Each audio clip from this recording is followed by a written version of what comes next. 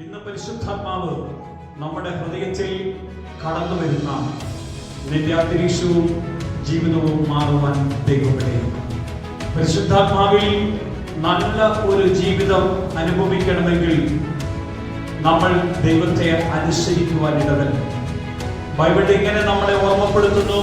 അപ്പോസ്തല പ്രവർത്തനം 2-ാം അധ്യായത്തിന്റെ 33-ാമത്തെ വചനഭാഗത്തിൽ പരിശുദ്ധാത്മാവ് എന്ന വാഗ്ദത്തം പിതാവിനോട് വാങ്ങി നിങ്ങൾ ഈ കാണുകയും കേൾക്കുകയും ചെയ്യുന്നത് പകർന്നു തന്നു. കാരണം വാങ്ങിത്തരുന്ന ഒന്ന് നമ്മുടെ അകത്ത് ദൈവം തന്നാണ് നമ്മളെ വിടുന്നത്. ഈ പരിശുദ്ധാത്മാവിനെ പ്രാപിച്ചാൽ കുടുംബത്തിന്റെ അന്തരീക്ഷമാണ്, ജീവിതത്തിന്റെ അന്തരീക്ഷമാണ്, നമ്മുടേതായ എല്ലാ പ്രവർത്തന മേഖലകളിലെയും അന്തരീക്ഷങ്ങളെ മാറ്റി ദൈവം തന്റെ കൃപയിലേക്ക് കൊണ്ടുവരുന്നത് കാണാൻ കഴിയും. കാരണം അപ്പോസ്തലന്മാർ പരിശുദ്ധാത്മാവിൽ നിറഞ്ഞു കഴിഞ്ഞപ്പോൾ അവർ പുതുഭാഷകളിൽ സംസാരിച്ചു. അവർ ദർശനങ്ങളിൽ ദൈവത്തിന്റെ ആലോചനകളെ പ്രാപിക്കുവാനും കൊടുക്കുവാനും ഇടപെടും. നമ്മുടെ ജീവിതത്തിൽ കർത്താവിന്റെ ആത്മാവ് വന്നു കഴിയുമ്പോൾ ഈ കേൾക്കുന്ന ഈ വചനം നമ്മുടെ ഉള്ളിൽ നമ്മുടെ ജീവിതത്തെ മാറ്റുന്നത് കാണാൻ കഴിയും. ഇത്രയും കാലം മാറാത്ത രോഗമാണെങ്കിൽ അത് ദൈവം മാറ്റും.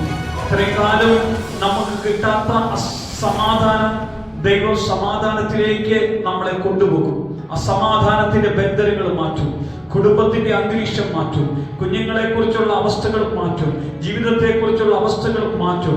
യേശു അത്ഭുതകരമായി നമ്മളെ കൊണ്ടുപോകുന്നത് പരിശുദ്ധാത്മാവിന്റെ നിറവിൽ നമുക്ക് അനുഭവിക്കാൻ കഴിയും. ഇത് അനുഭവിക്കാനുള്ള ഒരു ഭാഗ്യം കിട്ടിയ വ്യക്തിയാണ് നിങ്ങളെങ്കിൽ നിങ്ങളുടെ ജീവിതം ഫലപ്രദമായി ദൈവകൃപയിലേക്ക് വളരുന്നത് കാണാൻ കഴിയും.